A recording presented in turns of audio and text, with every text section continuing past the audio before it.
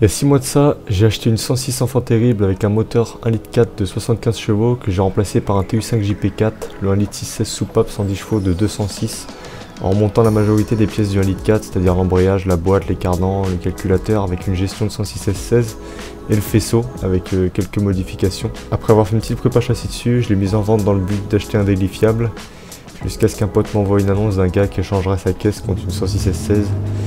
Du coup, j'ai trouvé mon daily fiable.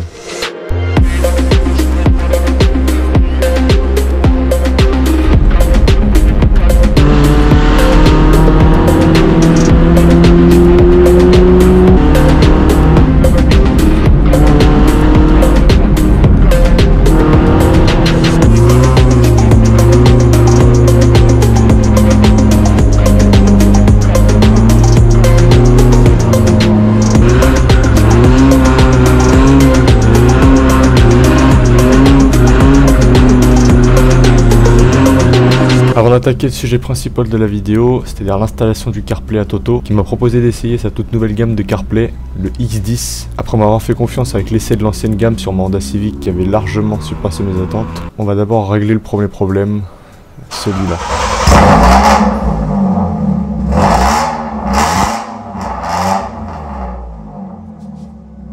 Elle fait beaucoup trop de bruit, vraiment c'est infâme, c'est inconduisible, et il y a une raison à ça.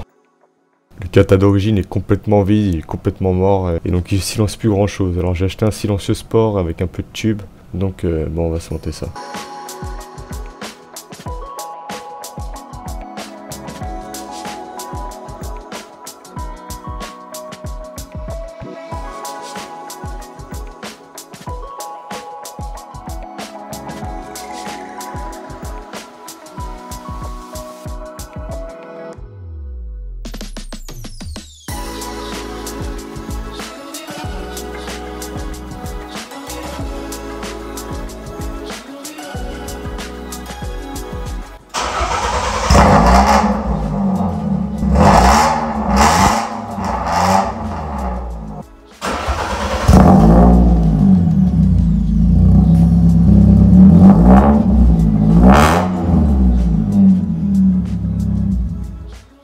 Bon, c'est toujours pas une Tesla, mais c'est déjà beaucoup mieux et ça a supprimé l'effet casserole que ça faisait avant. Maintenant, j'ai remarqué que le joint de cache-culbuteur fuyait, donc on va en profiter pour repeindre le cache-culbu, mais ça a caché quelques mauvaises surprises. Bon, on se démonte ça.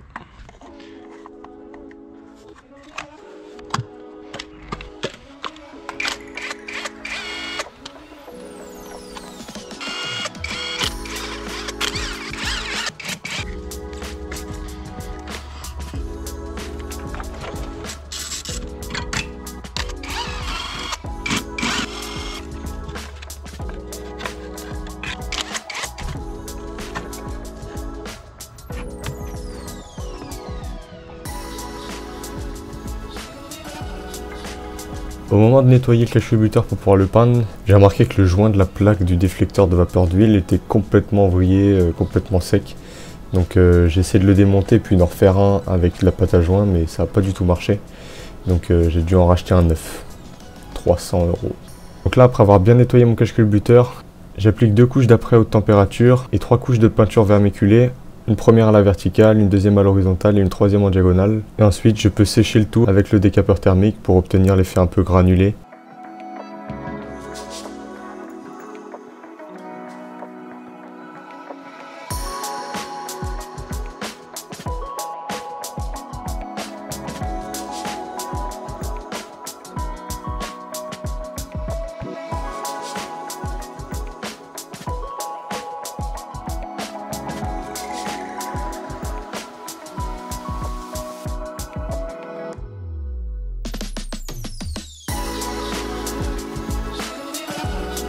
Il est temps de vous parler du sponsor de la vidéo, Atoto, qui m'a envoyé leur dernier CarPlay, le X10, disponible en 7 pouces, 9 pouces et jusqu'à 10 pouces, et adaptable dans toutes les voitures, ainsi qu'une caméra de recul. Donc avant de vous montrer toutes les fonctionnalités du CarPlay, je vais vous montrer comment l'installer.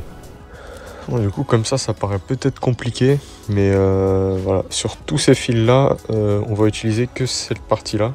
Ça paraît beaucoup de fils comme ça, mais en fait vous allez comprendre que c'est pas énorme. Les deux bleus là, et la petite étiquette, et on est sur le plus et le moins des enceintes avant gauche. On a la même chose pour l'arrière droit, avant droit. Il nous reste encore 4 fils. On a le plus de la caméra de recul. Atoto m'ont fourni une caméra de recul, du coup je vais pouvoir m'en servir, mais si vous n'en avez pas, vous n'en avez pas besoin. Ensuite on a le plus constant de la batterie. Du coup il suffit de trouver un plus derrière le tableau de bord à raccorder dessus. Alors on est sûr que c'est un plus constant si quand la batterie est branchée, que le contact n'est pas mis et qu'on se branche au multimètre entre ce fil là et la masse-caisse, et ben on a 12 volts. On a une masse-caisse. Donc pour être sûr qu'un fil est une masse-caisse, on mesure la continuité ou la résistance entre une masse-caisse et le fil souhaité. Et si on a de la résistance, ça veut dire que le fil est une masse-caisse. Si on a open line ou fil coupé, ça veut dire que le fil n'est pas relié à la masse. En l'occurrence, là, mon fil marron, c'est celui qui est branché là-bas. Donc c'est nickel, j'ai une masse-caisse, un plus constant. Et il manque ensuite le plus après contact. Donc le plus après contact, on le trouve plus ou moins de la même manière que le plus constant. Simplement, on a 12 volts que quand le contact est mis et 0 volts quand la clé n'est pas tournée. Et c'est donc ça qui va allumer du coup l'écran. Bon, étant donné que sur mon épave, il y a des enceintes qu'à l'avant, je vais avoir besoin de raccorder que l'avant. Ça me simplifie un peu la tâche, mais le son sera sûrement un peu moins bien. Du coup, maintenant qu'on a tout branché, bon, il me manque ces fils-là, donc il y a la caméra et les enceintes arrière. Là, du coup, on va juste brancher l'écran et puis voir si ça fonctionne. Voilà, ça s'allume. Je vais allumer la voiture. Du coup, on se retrouve sur l'accueil. Voilà, tout fonctionne. C'est quand même vachement plus fluide, je trouve, que ce que j'avais pu avoir sur la Civic. Là, leur dernier, c'est vraiment encore autre chose. Là. On peut voir que quand même... déjà rien qu'au niveau de l'interface, il n'y a pas à dire, c'est encore autre chose.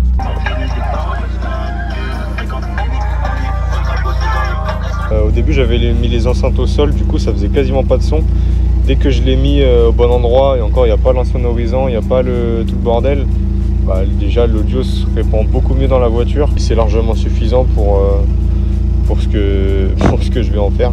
Bon, pour ce qui est de la caméra de recul, on a donc le faisceau et du coup la caméra. Je pense qu'on va se fixer juste là, ça va être nickel. J'ai fixé du coup la caméra là-dessus. J'ai percé un gros trou là-dedans et supprimé une des fixations du coup pour pouvoir faire passer le câble. Là on a les deux fils qui sortent de la caméra et qui se connectent du coup à notre faisceau qu'il y avait dans la boîte de la caméra. D'où sortent deux fils, un fil rose et un fil noir et un gros fil qui va jusqu'à l'avant. Donc le fil noir c'est une masse, je l'ai mis sur une vis d'origine et j'ai bien décapé autour. Et le fil rose du coup je l'ai fait passer par l'endroit d'origine, là il passe ici. Il vient se greffer, là cette fois je me suis pas fait chier à faire des soudures. J'ai mis un domino puisqu'il y en avait déjà plein sur le faisceau de phare. Du coup le plus de la caméra je l'ai connecté sur le fil en haut à gauche de la prise. Après avoir testé au multimètre en mettant au plus sur ce pin là et à la masse-caisse avec la marche arrière et le contact de mi, j'avais 12 volts. Donc j'ai pu en conclure que ce fil là servait à allumer le feu de recul. Et donc c'est parfait pour alimenter ma caméra de recul. Du coup quand la marche arrière sera enclenchée, le feu de recul va s'allumer et la caméra aussi de recul va s'allumer. Le gros fil, je l'ai fait passer par ici jusque dans l'habitacle. Du coup il passe au niveau de derrière les sièges, je l'ai fait passer là au niveau de l'assise, sous le petit plastique ici. Et puis voilà, jusque là dans le tableau de bord. Et ici on vient se connecter sur le rear cam, c'est notre caméra de recul. On a du coup notre fil rose maintenant à raccorder sur le fil rose de l'alimentation, sur le faisceau d'adaptation qui était fourni, un plus après contact. Si j'avais su, j'aurais pas soudé le fil tout à l'heure, puis j'aurais mis un domino pour pouvoir mettre les 3 fils directement. Là je viens de mettre la marche arrière et on voit que la caméra s'est enclenchée. On voit que ça bouge. Donc maintenant normalement on a fini de tout câbler. Ensuite j'ai pu découper une plaque à l'intérieur du tableau de bord pour laisser place au CarPlay. J'ai commandé un plastique de tableau de bord d'adaptation pour le CarPlay et j'ai pu donc fixer définitivement le CarPlay et je vous laisse voir ce que ça donne. Je tiens à remercier encore une fois à Toto de me faire confiance sur ce projet Pour tout ce qui les concerne, tous les liens sont dans la description.